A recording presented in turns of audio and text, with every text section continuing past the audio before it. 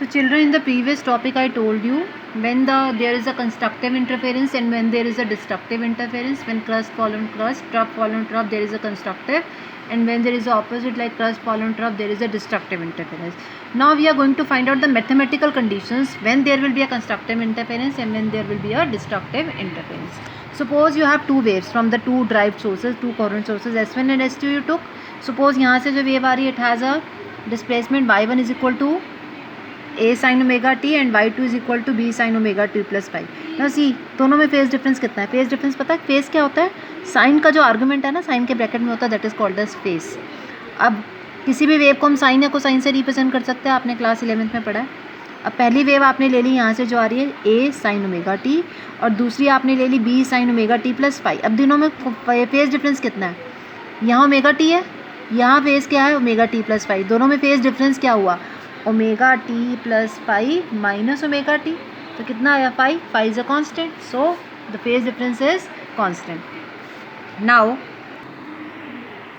Bye superposition principle, यहाँ से कैसी वेव आ रही है? y1, यहाँ से कौन सी आ रही है? y2. सुपरपोजिशन प्रिंसिपल क्या कहता है? द नेट वेव जो यहाँ पर पहुँचेगी, net displacement will be y1 plus y2. तो आपने y1 की वैल्यू पुट की a sin omega T, y2 की आपने पुट की b sin omega T plus five. Now see what is the formula for sin a plus b? I am writing it here. We know the formula sin a plus b, sin a cos b plus cos a sin b. Now see here, आपने क्या put किया? b sin omega T plus five. अब ये formula लगाने वाले, sin a sin omega t sin cos b cos pi. sin a plus b का formula है sin a cos b plus cos a sin b. बाहर दोनों आपको b से मल्टीप्लाई करके आपके पास ये आ गया. अब इसमें से देखो आपके पास sin ओमेगा टी पहली दो टर्म्स में कॉमन है, बाहर ले लिया, अंदर क्या बचा? a plus b cos phi plus b cos omega t sin phi. Let जो फाई वाली टर्म्स हैं हम उनको लेट करने लगे क्योंकि हमें we don't need the phase. a plus B cos phi, इसको हमने क्या मान लिया? R cos theta. और b साइन फाई को हमने क्या मान लिया? R sine theta. Let them be equation number 1 and 2. Put करो यहाँ पर. इसको हमने क्या एज्यूम किया था? R cos theta sine omega t. और इसको हमने क्या एज्यूम किया था? b साइन फाई को b R sine theta. Put कर लिया आपके पास. आर कॉमन आ गया, क्या बचा? Sine A cos B. वही फॉर्मूला आ गया आपके पास, sine A cos B plus cos A sine B. तो साइन ए प्लस बी का फॉर्मूला आ गया आपके पास. Let this be equation number 1. Now C equation number 1 and 2. आप क्या करो? इन दोनों को स्क्वायर करके ऐड करो. इधर क्या करोगे? स्क्वायर करके R square cos square theta plus R square sine square theta. इधर भी ऐड करो स्क्वायर करके, A plus B cos phi का whole square plus B sine phi का whole square. Open it. A plus B का whole square formula लगाएंगे, A square plus B square plus 2ab. A square plus B square cos square phi plus 2ab cos phi. इसको खोलेंगे आप square को, B square sine square phi. See these two terms, A square plus B square. इन दोनों में से B square common है, अंदर क्या बच गया? Cos square phi plus sine square phi plus 2ab cos phi. A square plus B square cos square theta plus sine square theta is 1. This is 1 plus 2ab cos phi. यहाँ देखो आपके पास क्या है? R square cos square theta plus sine square theta आ गया. और आपको पता है cos square theta plus sine square theta क्या आता है? 1 आता है. सो this is your R square.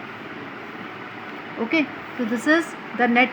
अब आपके पास देखो, जब आपने दोनों वेव्स को सुपर इम्पोज करवाया था, आपके पास एक नई वेव आई थी जिसका एम्पलीट्यूड कितना था? आर, और जिसका फेज कितना था? Omega T plus theta. तो मतलब आपको ओमेगा टी तो आपको गिवन है, थीटा आपको पता होना चाहिए और आर आपको पता होना चाहिए. तो आपके पास आर आ गया. आर क्या आपके पास? Under root of A square plus B square plus 2ab cos phi. तो आपके पास दोनों वेव्स को सुपर इम्पोज करवा कर यहाँ पर एक नई वेव आई. हमें नहीं पता अभी कंस्ट्रक्टिव है कि डिस्ट्रक्टिव है, हमें नहीं पता मैक्सिमम बन रहा है कि मिनिमम बन रहा है. हमने सिर्फ अभी एक जनरल कंडीशन निकाली कि यहाँ पर जो वेव बनेगी उसका एम्पलीट्यूड क्या होगा? R under root of A square plus B square 2ab cos phi. अब हम क्या करते हैं? इक्वेशन 1 and 2 से ना tan थीटा भी निकाल दो, दोनों को डिवाइड कर दो. 2 डिवाइडेड बाय 1 क्या आ गया आपके पास? Sine theta by cos theta. tan theta आ गया. और इधर क्या आया आपके पास? b sine phi by a plus B cos phi. तो थीटा आ गया आपके पास tan inverse of b sine phi a plus B cos phi. Now see here. अब देखो आपके पास स्टार इक्वेशन क्या थी, जो दोनों वेव्स को सुपर इम्पोज करवा कर पी पॉइंट पे जो वेव बन रही है वो कितनी है, Y R sine omega T plus theta. Okay, now we know the formula. नई वेव क्या है आपके पास, R sine omega T plus theta, ये आई आपके पास वेव। हमें पता है intensity is proportional to amplitude का square. This is the amplitude of new wave, जो नई वेव आई है दोनों को सुपर इम्पोज करवा के उसका एम्पलीट्यूड कितना आर, तो means intensity is proportional to R square. तो आई क्या आ जाएगा, के are square.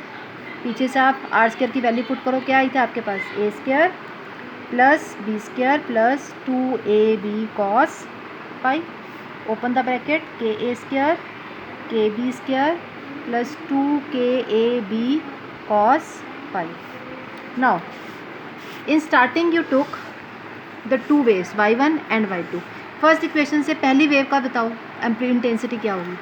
For the first wave intensity is i1 is के ए स्क्वायर, और सेकेंड वेव के लिए i2 इज के B square. Under root i1 निकालो, क्या आ जाएगा, अंडर रूट के ए, और अंडर रूट i2 निकालो, अंडर रूट के B. now see I'm going to transform this equation. I is equal to what is k a square, i1, what is k b square, i2, 2k। क्या मैं इसको ऐसे लिख सकती हूँ, सी है k को मैं अंडर रूट के इंटू अंडर रूट के लिख सकती हूँ, कोई प्रॉब्लम नहीं। i1 प्लस i2 2 रूट के ए रूट के B cos pi, i1 plus i2 क्या आ जाएगा आपके पास, व्हाट इज दिस, रूट के A under root i1, 2 root i1 root i2 cos pi. So जो नई वेव आपके पास आई है दोनों को सुपर इम्पोज करके उसकी इंटेंसिटी, नेट इंटेंसिटी कितनी है, i1 plus i2 plus 2 root i1 i2 cos पाई।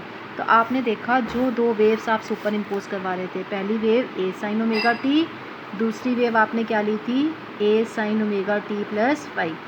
जब आप इन दोनों को सुपर इम्पोज करवाते हो तो नेट इंटेंसिटी, इसकी इंटेंसिटी कितनी थी i1, इसकी इंटेंसिटी क्या थी i2, तो net intensity i1 plus i2 नहीं आ रही है, साथ एक और टर्म भी आ रही है i1 plus i2 plus something, this something is called as interference factor. इसी पर ही आपकी इंटरफेरेंस डिपेंड करेगी, यही टर्म आपको बताएगी कि आपका इंटरफेरेंस कंस्ट्रक्टिव होगा कि डिस्ट्रक्टिव, मीन्स मैक्सिमा बनेगा या मिनिमा बनेगा, दैट मीन्स ब्राइट फ्रिंज आएगी या डार्क फ्रिंज आएगी।